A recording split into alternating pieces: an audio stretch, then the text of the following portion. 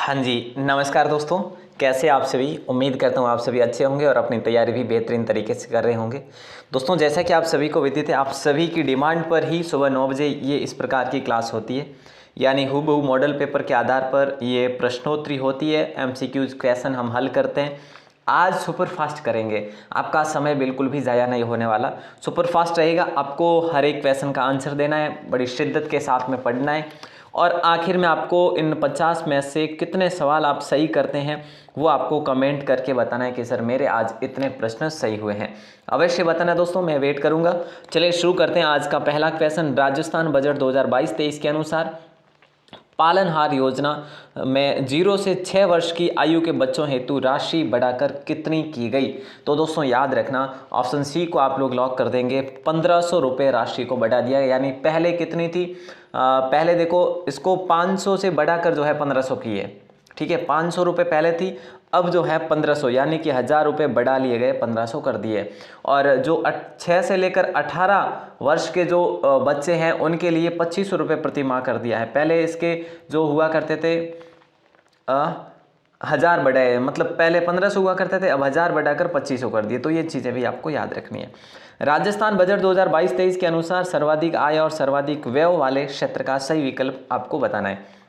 तो देखो यहाँ पे राइट आंसर सही विकल्प जो है उदार सामाजिक और सामुदायिक शिक्षा सेवाएं हो जाएगा, यानी ऑप्शन बी आप सभी का सही जवाब होगा। ठीक है, और अगला सवाल देखें तो अगला सवाल पूछा जा रहा है, राजस्थान राज्य के संदर्भ में निर्यात से संबंधित असत्य कथन कौन सा है?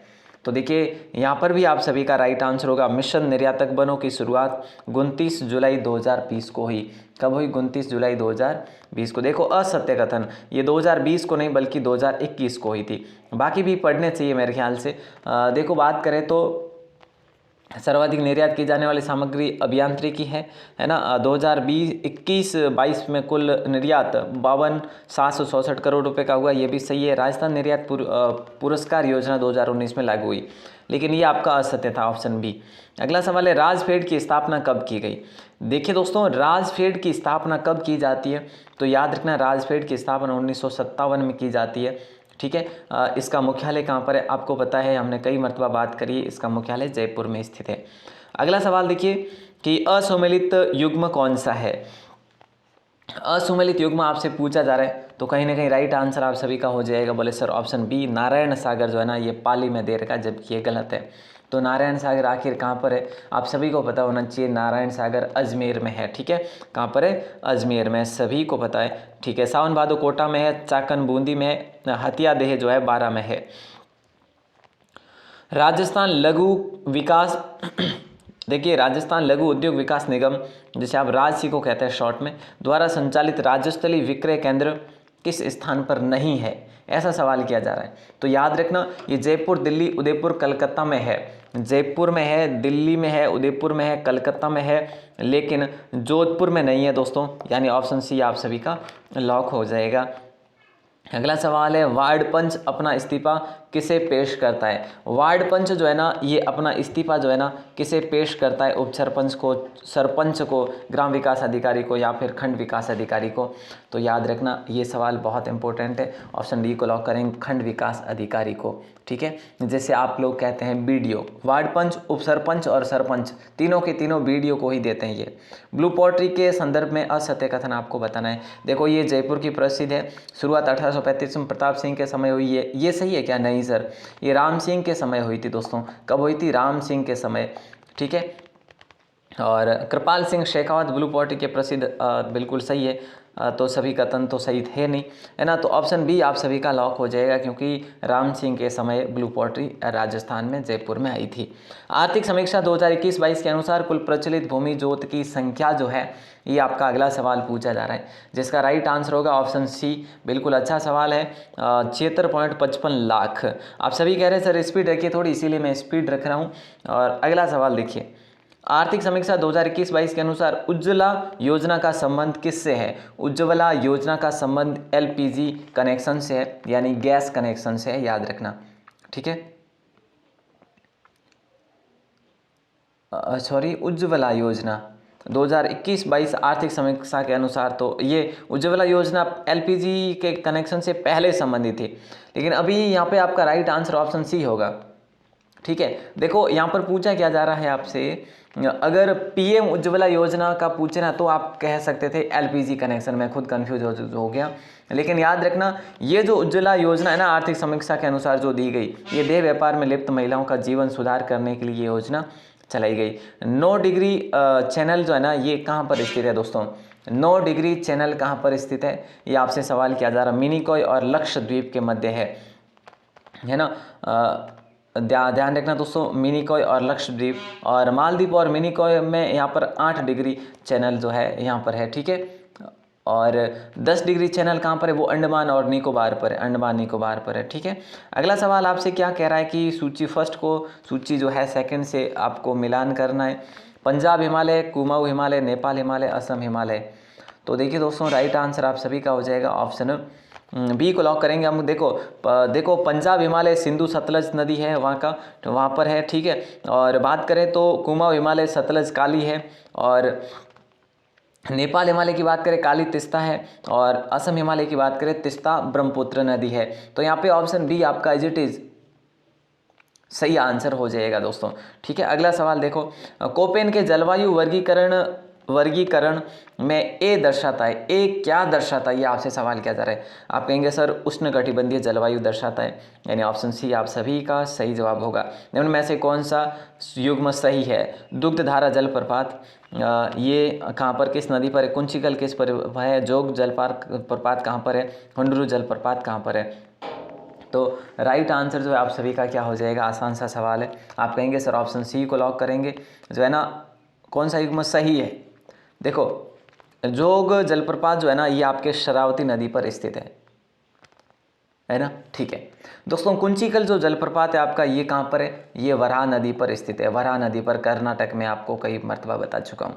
और दुग्धधारा जलप्रपात कहाँ पर है, ये आपका नर्मदा नदी पर स्थित है। कहाँ पर है, नर्मदा पर स्थित है, याद रखना। अच्छा सवाल है दोस्तों, याद रखना। और अगला सवाल देखिए क्या पूछा जा रहा है, हुसैन सागर झील किस राज्य में स्थित है। देखो हुसैन सागर झील जो है ना किस राज्य में स्थित है ये आपको बताना है। तो राइट आंसर आप सभी का हो जाएगा तेलंगाना। क्या हो जाएगा, तेलंगाना को लॉक करेंगे। देखो यहाँ पर एक उस्मान सागर झील भी है, वैसे याद रखना, हिमायत सागर झील भी है, हिमायत सागर। और भी जैसे मैं आपको बताऊं दोस्तों, तो मुस्लिम समुदाय में जो जिस प्रकार के नाम होते हैं ना, वैसे नाम आपको इन झीलों के देखने को मिलेंगे। कहाँ पर, तेलंगाना में। तो ऐसे में आपको ये याद रखना है। निम्नलिखित में से कौन सा अभ्यारण्य राइनो के लिए जाना जाता है, कौन सा अभ्यारण्य राइनो के लिए जाना जाता है, जिम कार्बेट अभ्यारण्य या फिर नहीं सर काजीरंगा अभ्यारण्य हो जाएगा, जो कि काजीरंगा कहाँ पर है दोस्तों, असम में है। काजीरंगा और मानस दोनों अभ्यारण्य असम में है।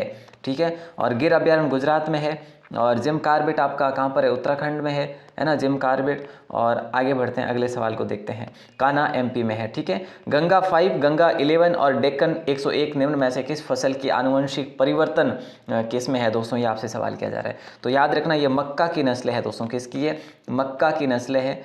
माही धवल और माही सुगंधा भी मक्का की नस्ल है, या फिर आप कह सकते हैं कि इसमें है, याद रखना।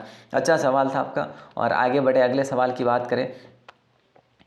ये जो है ना अगला सवाल देखो, पूछा जा रहा है निम्न कथन पर विचार आपको करना है। बालाघाट हीरे की खानों के लिए जाना जाता है, क्योंझर मैंगनीज भंडार के लिए जाना जाता है। इनमें से सत्य कथन कौन सा है। बात करें तो सत्य कथन सिर्फ और सिर्फ केवल 2 है, यानी ऑप्शन बी को लॉक करेंगे। ठीक है, बालाघाट प्रदेश जो है ना, बालाघाट जो है ना ये मध्य प्रदेश में है, लेकिन हीरे की खदानों के लिए नहीं है, ये भी मैंगनीज की खदानों के लिए प्रसिद्ध है। कौन सी खदानों के लिए, मैंगनीज खदानों के लिए प्रसिद्ध है। भारत में पाए जाने वाले अधिकांश लौह धातु किस किस्म के होते हैं, ये आपसे सवाल किया जा रहा है। राइट आंसर हो जाएगा हेमेटाइट को लॉक करेंगे। और अगला सवाल देखिए पूछा क्या जा रहा है, अगला सवाल पूछा जा रहा है सूची फर्स्ट को सेकंड से आपको सुमेलित करना है।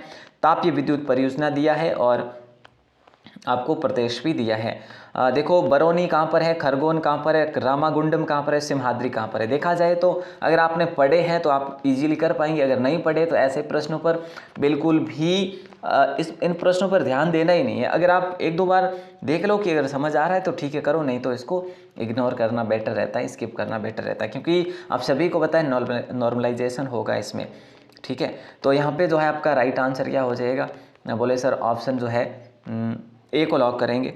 देखो इसको देखो, बरौनी की बात करें, बरौनी आपका बिहार में है, ठीक है। खरगोन आपका मध्य प्रदेश में है, और रामागुंडम का याद रखना तेलंगाना में है, रामागुंडम तेलंगाना, और सिमहाद्री आंध्र प्रदेश, सिमहाद्री आंध्र प्रदेश। तो याद रखना ऑप्शन ए आप सभी का सही जवाब हो जाएगा। और अगला सवाल, निम्न कथनों में से कौन सा कथन सही नहीं है। दोस्तों आज देखने में आपको थोड़ी सी समस्या ज़रूर हो सकती है, बट ज़्यादा आपको नहीं होगी, ठीक है। तो देखो आप अगर क्वालिटी को बढ़ा लेते हैं तो इतनी भी समस्या नहीं होगी। निम्नलिखित कथनों में से कौन सा कथन सही नहीं है। तो यहाँ पे सही नहीं की बात करें तो आपका कैगा परमाणु बिजली घर गुजरात में, ये गलत है, क्योंकि ये आपके कर्नाटक में है ना। कहाँ पर है? कर्नाटक में है। ये तारापुर नाभिकीय ऊर्जा केंद्र अमेरिका की सहायता से लगाया गया, सही है। कैगा परमाणु बिजली घर गुजरात में नहीं बल्कि कर्नाटक में, याद रखना कहाँ पर है? कर्नाटक में है दोस्तों, ठीक है। और 1954 में परमाणु ऊर्जा विभाग की स्थापना की गई, याद रखिएगा। अगला सवाल आपकी स्क्रीन पर है। भारत की प्रथम आधुनिक ऊनी वस्त्र मिल की स्थापना कब व कहां पर की गई? नंबर 82 का आपको आंसर देना है। देखिए देश की पहली आधुनिक ऊनी वस्त्र मिल की स्थापना कब और कहां पर की गई, तो याद रखना आप लोग ऑप्शन बी को लॉक करेंगे। 1876 कानपुर में की गई, 1876 कानपुर में की गई। कानपुर कहाँ पर है सभी को पता है। और वर्तमान में ऊनी वस्त्र उद्योग का कई जगह है, जैसे पंजाब में भी है, उत्तर प्रदेश में भी है, महाराष्ट्र में भी है। अगला सवाल देखो, निम्नलिखित कथनों में से कौन सा कथन सही है? निम्नलिखित कथनों में से कौन सा कथन सही है? तो प्रथम औद्योगिक नीति की घोषणा जो है ना दोस्तों, ये 1948 में की गई थी, याद रखना, ठीक है। 1948, इसीलिए ये गलत है। आपको सत्य पूछा है, सत्य एक ही निकल कर आने वाला है। सेलम इस्पात संयंत्र कर्नाटक में नहीं है दोस्तों, सेलम इस्पात संयंत्र आपके तमिलनाडु में स्थित है। कई मरतबा हम लोगों ने बात भी करी इसके बारे में, ठीक है। और वेदांता एल्यूमिनियम लिमिटेड जर्मनी के वित्तीय सहयोग में ये स्थापित हुआ। ऑप्शन सी बिल्कुल भी आपका राइट आंसर होगा। पश्चिमी मध्य रेलवे जोन का मुख्यालय कहाँ पर है? पश्चिमी मध्य रेलवे जोन का मुख्यालय आपसे पूछा जा रहा है ना, तो जबलपुर में स्थित है दोस्तों। और उत्तर पश्चिम का कहाँ पर है? वो जयपुर में है सर। और मध्य रेलवे जोन का मुख्यालय वो मुंबई में है। अगला सवाल कहाँ पर है? निम्न में से कौन सा तट जो है कोच्चि बंदरगाह में संबंधित है? निम्न में से कौन सा तट कोच्चि बंदरगाह से संबंधित है, ये आपसे सवाल किया जा रहा है। तो राइट आंसर हो जाएगा कोच्चि बंदरगाह से संबंधित है, वह है मालाबार तट, ठीक है। मालाबार तट याद रखना, केरल पर है ये। और अगला सवाल देखिए, पर्वतीय मृदा के संदर्भ में सत्य कथन कौन सा है? देखिए दोस्तों, पर्वतीय मृदा के संदर्भ में सत्य कथन आपसे पूछा जा रहा है। राइट आंसर आप सभी का होगा ऑप्शन केवल एक। इस मृदा को लिथोसोल्स भी कहते हैं, ठीक है। ह्यूमस और चूने की अधिकता होती है, ये गलत है, याद रखना ये गलत है, ठीक है। इसमें ह्यूमस की अधिकता नहीं बल्कि कमी होती है, ठीक है, कमी होती है। तो इसलिए ऑप्शन केवल एक जो है आपका सत्य कथन है। बेराइड्स का उपयोग जो है निम्न में से किस में होता है? देखिए दोस्तों, बेराइड्स का प्रयोग निम्नलिखित में से किस में होता है? तो देखो रंग रोगन में होता है, कागज़ बनाने में भी होता है, दवाइयाँ बनाने में भी होता है। तो कहीं ना कहीं आप सभी का राइट आंसर हो जाएगा ऑप्शन डी, ठीक है। अगला सवाल देखो, देश का सबसे बड़ा हाइड्रोकार्बन क्षेत्र कौन सा है? देश का सबसे बड़ा हाइड्रोकार्बन क्षेत्र कौन सा है? Aishwariya field, Godavari field, Mangala field या रागेश्वरी फील्ड? तो आप सभी का राइट आंसर हो जाएगा मंगला फील्ड को लॉक करेंगे दोस्तों। किसको?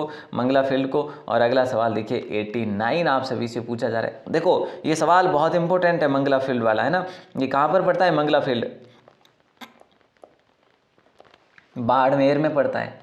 मंगला है जैसे ऐश्वर्या है ना, बहुत सारे यहाँ पे कू है जैसे भाग्यम है, ठीक है, इस प्रकार से। अगला सवाल, निम्नलिखित कथनों में से चुनना है आपको सही।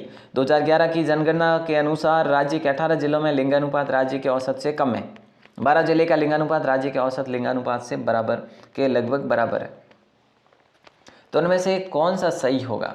आप कहेंगे सर केवल जो है ना ऑप्शन बी सही होगा, केवल बी सही होगा।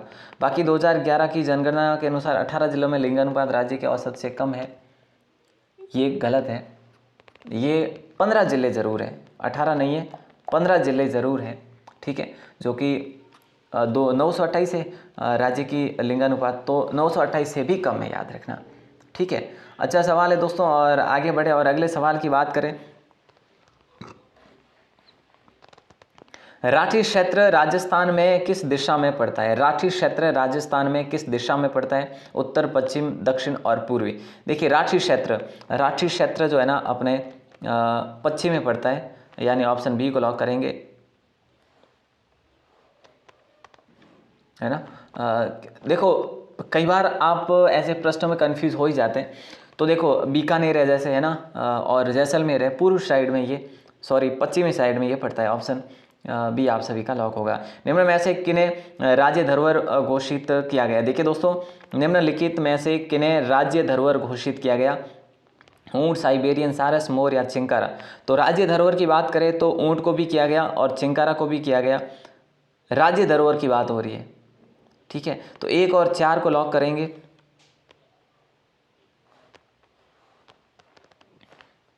सॉरी 1 और 4 नहीं होगा, ये मोर है ना। देखो मैं आपको यूं बता रहा था कि भाई ऊंट और चिंकारा ये तो आपके राज्य पशुओं में इसको एंट्री करवाई थी, ठीक है। कहने का मतलब कि भाई राज्य पशु इनको बनाया था, लेकिन यहाँ पर ये अलग है, राज्य धरोहर अलग घोषित किए हैं। तो मोर और ऊंट को किया है दोस्तों, यानी ऑप्शन बी आप सभी का लॉक हो जाएगा। ऑप्शन बी को लॉक करेंगे। और अब जो है इनकी बारी है आगे आने वाले समय में साइबेरियन सारस की। अगला सवाल है देखिए बवाई नहीं बल्कि बाबाई छोटी अरावली के किस भाग में स्थित है? तो याद रखना उत्तरी अरावली में स्थित है दोस्तों बाबाई छोटी, ठीक है। ये आपके झुंझुनू में प्रॉपर पड़ती है, ठीक है। और याद रखना 780 मीटर की ऊंचाई पर स्थित है ये वाली छोटी। ओके दोस्तों, अगला सवाल देखिए पूछा जा रहा है, राजस्थान में सर्वाधिक वर्षा किससे होती है? राजस्थान में सर्वाधिक वर्षा जो है ना अरब सागर मानसून से होती है या बंगाल की खाड़ी से, ये बताइए। आसान सा सवाल है। आप कहेंगे सर राजस्थान में सबसे पहले अगर मानसून पहुंचता है तो वो आता है अरब सागर से, लेकिन सबसे अधिक जो हमारे यहाँ वर्षा होती है वो होती है बंगाल की खाड़ी की, यानी ऑप्शन बी आप सभी का लॉक होगा। और पश्चिमी विक्षोभ जो है वो आते हैं मावठ लेकर आते हैं। गैप सागर झील के संदर्भ में सत्य कथन देखो, इसका निर्माण महारावल गोपीनाथ ने करवाया, क्या ये सही है? इसके किनारे पर कालीबाई स्मारक बना हुआ है, क्या ये सही है? देखो सत्य कथन कौन सा है इनमें से? तो आप कहेंगे देखो हम बात करें ना तो बिल्कुल राइट आंसर होगा आपका 1 और 2 दोनों। देखो इसका निर्माण जो है महारावल गोपीनाथ ने करवाया था। डूंगरपुर में जो गैप सागर झील है, झील के पास में स्थित है। ये कालीबाई स्मारक भी वहाँ पर स्थित है, ठीक है। तो गैप सागर झील जो है इसके संदर्भ में बात करें, गोपीनाथ ने इसका निर्माण करवाया झील का, और इसका किनारे जो है कालीबाई और एक स्मारक और है इनके साथ में, विवेकानंद जी का इसमें स्मारक भी है, ठीक है। तो यहाँ पे आपका राइट आंसर ऑप्शन सी को लॉक करेंगे। साबी नदी का उद्गम कौन सी पहाड़ियों से होता है? तो दोस्तों साबी नदी का उद्गम जो है आपकी बैराट की पहाड़ियों से होता है या फिर जो है उदयनाथ की पहाड़ियों से, बताइए। सर साबी नदी की बात हो रही है तो सेवर की पहाड़ियों से उद्गम होता है। अच्छा, सेवर की पहाड़ियाँ कहाँ पर है सर? सेवर की पहाड़ियाँ आपके जयपुर में है, ठीक है। तो सेवर एक गांव भी है दोस्तों, वो कहाँ पर है? वो भरतपुर में है सर। तो ऐसे में आपको कंफ्यूज नहीं होना, याद रखना। अच्छा सवाल था। अगला सवाल है, मेवाड़ शुगर मिल किस जिले में सर्वप्रथम स्थापित की गई? मेवाड़ शुगर मिल किस जिले में सर्वप्रथम स्थापित की गई? तो याद रखना यहाँ पे आपका राइट आंसर होगा पाली। नहीं सर, यहाँ तो उमेद मिल थी, ठीक है। तो देखिए मेवाड़ शुगर मिल की बात हो रही है तो आप लोग ऑप्शन या तो सी के साथ जाएंगे या डी के साथ जाएंगे। बोले सर हम तो जो है ऑप्शन सी के साथ जाएंगे। चित्तौड़गढ़ में भोपाल सागर में ये स्थापित की गई थी, 1932 में इसकी स्थापना की गई थी, ठीक है। उदयपुर में एक मिल है जिसका नाम उदयपुर शुगर मिल ही है। रावली टॉडगढ़ अभ्यारण्य का विस्तार किन जिलों में? तो देखा जाए तो रावली टॉडगढ़ अभ्यारण्य का विस्तार जो है ना तीनों जिलों में दोस्तों, राजसमंद में भी है, अजमेर में भी है, पाली में भी है। तो आप लोग ऑप्शन डी करते बिल्कुल भी नहीं घबराएंगे। और अगला सवाल देखिए क्या कह रहा है कि निम्न में से कौन सी फसल आपातकालीन फसल कहलाती है? मूंग, प्याज, मूली, उपरोक्त सभी। निम्न में से कौन सी फसल जो है आपातकालीन फसल कहलाती है? तो दोस्तों राइट आंसर आप सभी का हो जाएगा, सारी की सारी फसलें जो है आपातकालीन फसलें ही कहलाती है, ठीक है। अगला सवाल देखिए क्या कह रहा है। 20वीं पशु गणना के अनुसार राजस्थान में देश का कितना पशुधन है? राजस्थान में देश का अकेला कितना पशुधन रखता है? तो ऑप्शन सी 10.58%। 20वीं पशु गणना 2019 में हुई थी दोस्तों। और परवन वृहद बहुउद्देशीय सिंचाई परियोजना से संबंधित सत्य कथन कौन सा है? यह परियोजना केवल झालावाड़ जिले में ही संचालित की जाती है। ये दोस्तों सत्य कथन आपसे पूछा है, ठीक है। इस परियोजना के अंतर्गत 2.1 लाख हेक्टेयर में सिंचाई उपलब्ध कराई जाएगी। यहाँ पे बात करें तो केवल और केवल बी आपका सही होगा, क्योंकि ये गलत है। इससे जो परवन बृहद परियोजना है ना, इससे झालावाड़, कोटा और बारां तीनों जिलों को दोस्तों परियोजना प्राप्त हो यानी कि जल प्राप्त होता है ना। अगला सवाल देखिए, पूछा जा रहा है कि निम्न में से कौन सा युग्म सही सुमेलित नहीं है। तो देखिए दोस्तों, यहाँ पर सही सुमेलित जो नहीं है ना, वो है, देखो, संघ शक्ति समिति जवाहरलाल नेहरू सही है, प्रारूप समिति डॉक्टर BR अम्बेडकर, प्रारूप समिति ये भी सही है, प्रक्रिया नियम समिति JB कृपलानी नहीं है। प्रक्रिया नियम समिति के बने थे दोस्तों डॉक्टर राजेंद्र प्रसाद बने थे, याद रखना, और संचालन मंत्री भी राजेंद्र प्रसाद ही बने थे, यानी ऑप्शन सी आपका यहाँ पर सही था। संविधान की प्रस्तावना हमारे दीर्घकालीन सपनों का विचार है, यह कथन किसने कहा था दोस्तों, ये आपसे सवाल किया जा रहा है। राइट आंसर आप सभी का हो जाएगा अल्लादी कृष्णा स्वामी अय्यर, यानी ऑप्शन ए आप सभी का सही जवाब होगा। अच्छा सवाल था दोस्तों। और ठाकुरदास भार्गव साहब ने क्या कहा था पता है आपको? इन्होंने संविधान को कहा था, संविधान की प्रस्तावना को कहा था कुंजी व आत्मा कहा था इन्होंने संविधान की प्रस्तावना को। इनमें में से कौन सा अनुच्छेद केवल भारतीय नागरिकों को प्राप्त है? तो भारतीय नागरिकों को इनमें से कौन सा अनुच्छेद जो है प्राप्त है? केवल भारतीय नागरिकों को प्राप्त है। तो 103 का राइट आंसर हो जाएगा ऑप्शन ए 16। देखो 15 भी है, 19 भी है ना, 15 भी है, 19 भी है और 29 भी है, याद रखना, ठीक है। तो ये सारे के सारे अनुच्छेद केवल भारतीय नागरिकों के लिए है। निम्न में से संसद के अभाग है, निम्नलिखित में से संसद के भाग है। देखिए दोस्तों 104 प्रश्न पूछा जा रहा है, निम्न में से संसद के भाग है राष्ट्रपति, राज्यसभा, लोकसभा, प्रधानमंत्री। संसद के भाग की बात करें तो 1, 2, 3 को लॉक कर दे क्या हम लोग? सर 1, 2, 3 को ही करेंगे। देखो राष्ट्रपति, लोकसभा और राज्यसभा है ना, प्रधानमंत्री इसमें शामिल नहीं होता। अगला सवाल है असत्य कथन आपको चुनना है।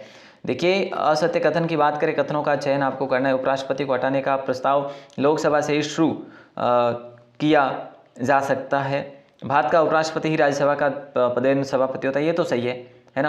असत्य कथन आपको बताना था, तो राइट आंसर आप सभी का ऑप्शन केवल एक हो जाएगा, यानी ए जो है ना ये गलत है आपका, बाकी बी तो सही है। अगला सवाल देखो, भारत की कौन सी लोकसभा का कार्यकाल 6 वर्ष रहा? इनमें से कौन सी लोकसभा का कार्यकाल 6 वर्ष के लिए रहा था?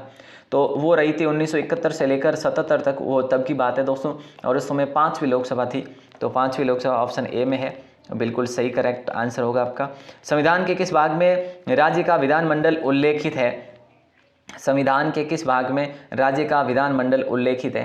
तो राइट आंसर आप सभी का हो जाएगा भाग 6, यानी ऑप्शन बी को आप सभी लोग लॉक ही कर लेंगे। निम्न में से असुमेलित युग्म का चयन आपको करना है, निम्न में से असुमेलित युग्म का चयन आपको करना है, ये आपको बताना है। जल्दी से बताइए राइट आंसर क्या होगा। हाँ चलिए, तो देखो विधानसभा सदस्य और राज्य, उत्तर प्रदेश विधानसभा सदस्य 403 है, क्या ये सही है? बिल्कुल सर ये सही है ना। गुजरात में 192 है, क्या ये सही है? दोस्तों देखिएगा गुजरात में 192 दे रखा है, ये जो है आपका गलत है। राजस्थान में 200 सही है, पंजाब में 117 सही है, तो ऑप्शन बी आप सभी का असुमेलित है। अगला सवाल देखिए, राजस्थान विधानसभा के प्रथम प्रोटेम स्पीकर कौन बने थे? तो बताइए इसका राइट आंसर क्या होगा। वैसे दोस्तों आप सभी को ये भी पता होना चाहिए कि गुजरात में कुल कितने सीटें हैं, तो 192 नहीं बल्कि 182 सीटें हैं गुजरात में, ये भी याद रख लेना आप लोग, ठीक है। अगला सवाल है, राजस्थान विधानसभा के प्रथम प्रोटेम स्पीकर जो है, इसका राइट आंसर आपको बताना है, जल्दी से बताओ। देखो बोले सर इसका राइट आंसर तो ऑप्शन माराव संग्राम शिंदे होगा या फिर नरोत्तम लाल जोशी होगा। देखो आप लोग नरोत्तम लाल जोशी जी के साथ जाएंगे, लेकिन गलत है। नरोत्तम लाल जोशी जी क्या बने थे? पहले विधानसभा अध्यक्ष बने थे। प्रोटेम स्पीकर महाराव संग्राम शिंदे बने थे, यानी ऑप्शन डी आपका सही होगा। अब आपका राज्यपाल को जानकारी देने के संबंध में मुख्यमंत्री के कर्तव्य का उल्लेख किस अनुच्छेद में है? इसका राइट आंसर आपको बताना है, 167 में है दोस्तों, ऑप्शन डी आप सभी का सही जवाब होगा। और 163 में क्या होता है? मंत्री परिषद आता है, सबको पता है, ठीक है। और 167 में दोस्तों 167 में आता है मुख्यमंत्री के कर्तव्य आते हैं। और 166 में क्या होता है? 166 में होता है राज्य के सरकारी कार्य का जो प्रचालन तंत्र या संचालन तंत्र होता है। और 164 में मुख्यमंत्री की नियुक्ति होती है कि भाई राज्यपाल के द्वारा होनी है ना। तो एक ये सवाल दे रहा हूँ मैं आप सभी को, जिसका आंसर आपको देना है बाहर आके कमेंट सेक्शन में। दोस्तों आप लोग ज़रूर देंगे, जहाँ तक मैं विश्वास रखता हूँ, कि राजस्थान राज्य सूचना आयोग का गठन कब किया गया था, ये आपको बताना है। 111 का राइट आंसर आपको बाहर आके कमेंट सेक्शन में बताना है। और साथ साथ में आप लोग ये बता पाएंगे मुझे कि 50 में से आपके कितने सवाल सही हुए हैं। दोस्तों मैंने क्या कहा था आपको कि देखो, मैं कभी टाइप करके ही लेकर आऊँगा जो भी लेकर आऊँगा, लेकिन आप सभी की डिमांड थी, इसीलिए ये ऐसे पेपर लेकर आ रहा हूँ मैं, model paper as it is. लेकिन मेहनत तो इसमें भी लगती ही है, बट आप सभी की डिमांड थी और आप सभी लोग ऐसा ही देखना आजकल पसंद करते हैं, तो पढ़ना भी पसंद करते हैं, तो इसीलिए ये मॉडल पेपर लेके आया हूँ। ठीक है, लेकर आ भी रहा हूँ, सीरीज चल रही है कंटिन्यू, इसीलिए आप सभी हमारे साथ बने रहिएगा। अगर आप कहते हैं कि सर टाइप करके लेकर आएँ तो भी कोई दिक्कत नहीं है, लेकिन ये आप सभी की डिमांड थी, इसीलिए यही लेकर आ रहे हैं। ठीक है, आप सभी का दिल से बहुत बहुत शुक्रिया।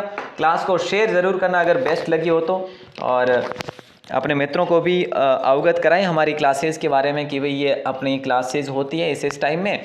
देखो, सुबह 9 बजे होती है, फिर रात को शाम को 5 बजे, रात को 9 बजे, ये तो क्लासेस का टाइम टेबल है। इसके साथ साथ आपको PDF नोट्स फ्री उपलब्ध करवाए जा रहे हैं। इसका भी अगर आप लाभ नहीं ले पा रहे हैं तो कितनी भूल हो रही होगी आप सभी से, ये आप स्वयं जानते होंगे। देखो, मॉडल पेपर फ्री दिए जा रहे हैं, कंप्लीट कोर्स, इतनी सारी PDFs जो है वो सब कुछ फ्री दी है। चाहे कंप्यूटर की बात करें, विज्ञान की बात करें, हिंदी की बात करें, या मैथ्स की बात करें, राजस्थान GK की बात करें, भारत सामान्य ज्ञान की, सब कुछ अवेलेबल है। अब मैं हर एक क्लास में बताऊं कि ऐसे डाउनलोड करो, वैसे डाउनलोड करो, वो ठीक नहीं है। राजस्थान क्लासेस की वेबसाइट है, अगर गूगल में जाकर लिखते हैं राजस्थान क्लासेस तो आपको वो मिल जाएंगे सारे नोट्स। ऑल दी बेस्ट, बहुत बहुत शुक्रिया।